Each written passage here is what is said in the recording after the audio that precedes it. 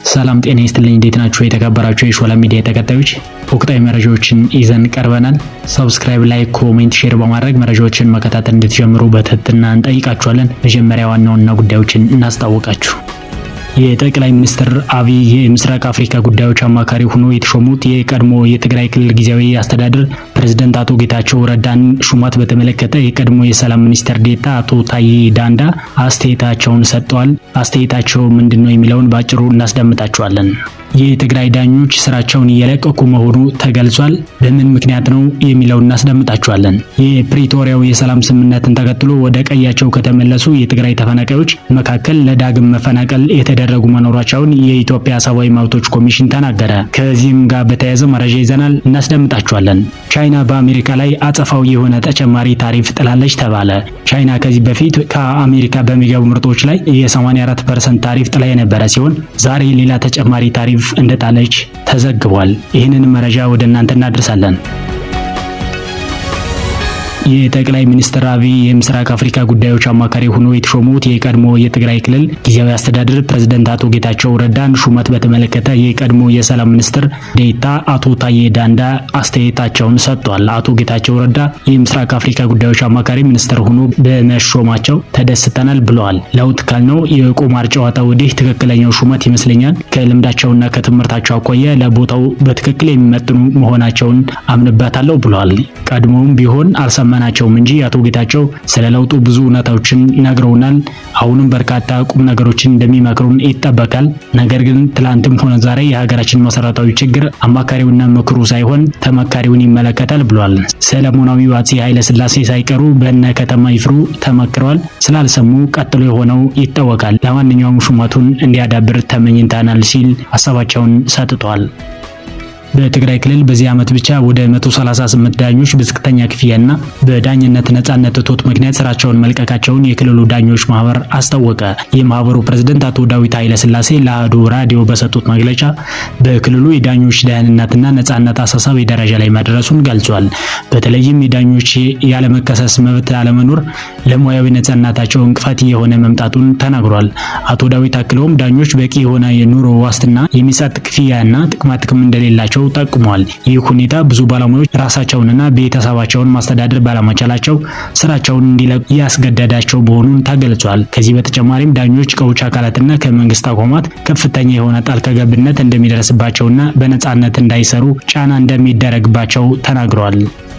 የፕሪቶሪያውን የሰላም ስምምነት ተከትሎ ወደ ቀያቸው ከተመለሱ የትግራይ ተፈናቃዮች መካከል ለዳግም መፈናቀል የተደረጉ መኖራቸውን የኢትዮጵያ ሰብአዊ መብቶች ኮሚሽን ተናገረ። ይህም የሆነው በመፈናቀል ወቅት የተፈጠረ ቂምና ቁርሾ በእርቅና በውይይት እልባት አለማግኘቱን ስጋት ስለፈጠረባቸው ነው ሲል ተናግሯል። እዚያ ያሉትም ቢሆኑ በቂ የምግብ ድጋፍ ስለማይቀርብላቸው ለከፍተኛ የምግብ እጥረት ተጋልጠዋል ብሏል። በአካባቢው ማህበረሰብ መካከል ያለው ግንኙነት ሰላማዊ ቢሆንም ጦርነቱን ተከትሎ በአማራ ክልል በኩል አካባቢውን ሲያስተዳድሩ በነበሩ አካላት እና ወደ አካባቢው በተመለሱ የትግራይ ክልል የፖለቲካ አመራሮችና የጸጥታ አካላት መካከል መፍትሄ ያላገኙ አለመግባባቶች እንዳሉም ሰምተናል ብሏል። ይህም በተመላሾች ደህንነት ላይ ስጋት ፈጥሯል ተብሏል።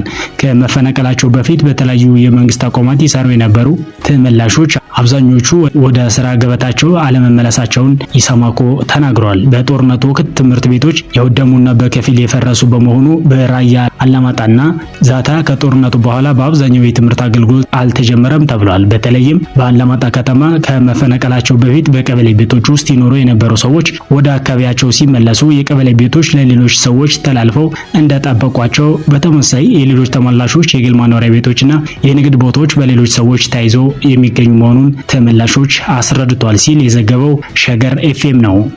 የግል ከፍተኛ ትምህርት ተቋማት እጩ ተመራቂ ተማሪዎች ብሔራዊ ዲጂታል መታወቂያ ወይም ፋይዳ ማውጣት ይጠበቅባቸዋል ተባለ። ብሔራዊ ዲጂታል መታወቂያው የግል ከፍተኛ ትምህርት ተቋማት የተማሪዎችና ሰራተኞች መረጃ በተደራጀ መልኩ እንዲይዙና የሀገር አቀፍ ፈተናዎችን ደህንነት ለማስጠበቅ ጠቀሜታ አለው ተብሏል። የትምህርት ሚኒስቴር ዴኤታው ኮራጡ ሸኔ ለሁሉም የግል ከፍተኛ ትምህርት ተቋማት በጻፉት ሰርኩላር በዚህ ዓመት ሰኔ 2017 ዓ.ም ላይ የሚሰጠውን የማውጫ ፈተና የሚወስዱ ሁሉም የግልና የመንግስት እጩ ተመራቂዎች የፋይዳ መታወቂያ እንደ ቅድመ ሁኔታ የተቀመጠ መሆኑን አስታውሷል። በመሆኑም ሁሉም የግል ከፍተኛ ትምህርት ተቋማት ተመራቂ ተማሪዎቻቸው የፋይዳ መታወቂያ እንዲያወጡ እንዲያደርጉና የተማሪዎቹን የፋይዳ መታወቂያ ምዝገባ ቁጥር በኢሜል አድራሻ እንዲልኩ አሳስቧል። የመንግስት ዩኒቨርሲቲዎች የብሔራዊ ዲጂታል መታወቂያ ወይንም ፋይዳ ምዝገባ ማድረግ መጀመራቸውን ይታወቃል።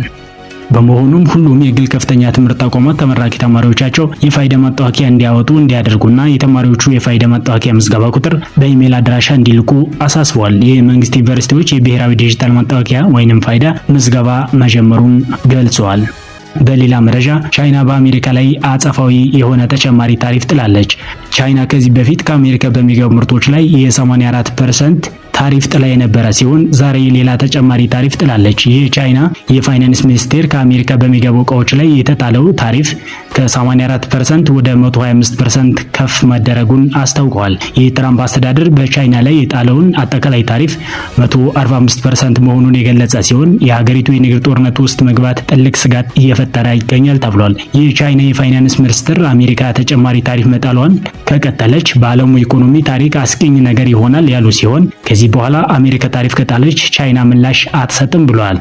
የፋይናንስ ሚኒስቴሩ አሜሪካ ጤነኛ ያልሆነና ዓለም አቀፍ የንግድ ሕጎች የጣሰ ውሳኔ እየወሰነች ነው ብለዋል። ሚኒስትሩ አክለውም አሁን ባለው የታሪፍ ምጣኔ ከአሜሪካ ወደ ቻይና የሚገቡ እቃዎች ገበያ አይኖራቸውም ያሉ ሲሆን የቻይና የንግድ ሚኒስቴር ቃል አቀባይ ደግሞ ቻይና ከአሜሪካ ጋር በእኩል ተቀምጣ ለመደራደር ዝግጁ መሆኑንም ገልጸዋል። የቻይናው ፕሬዝዳንት ጂ የታሪፍ ጦርነት ማንንም አሸናፊ አያደርግም ያሉ ሲሆን ከዓለም በተቃራኒ መጓዝ ራስን ከዓለም ማግለል ነው ብለዋል።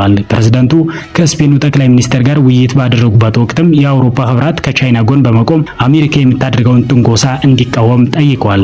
ቻይና ለአሜሪካ የምትልካቸው እቃዎች የሀገሪቱን ጥቅል ምርት 3% እንደሚይዙ የተገለጸ ሲሆን በቻይና ከ10 እስከ 20 ሚሊዮን የሚደርሱ ሰዎች ወደ አሜሪካ ከሚላኩ እቃዎች ጋር በተያያዘ ህይወታቸውን እንደሚመሩ ተገልጿል። ቻይና አዲሱን ታሪፍ የጣለችው አሜሪካ ከቻይና የሚገቡ እቃዎች አጠቃላይ 145% ታሪፍ እንደሚጠብቃቸው ካሳወቀች በኋላ መሆኑ ተገልጿል። ቻይና በአሜሪካ ላይ የጣለችው አዲሱ ታሪፍ ከነገ ጀምሮ ወደ ስራ እንደሚገባም ተዘግቧል።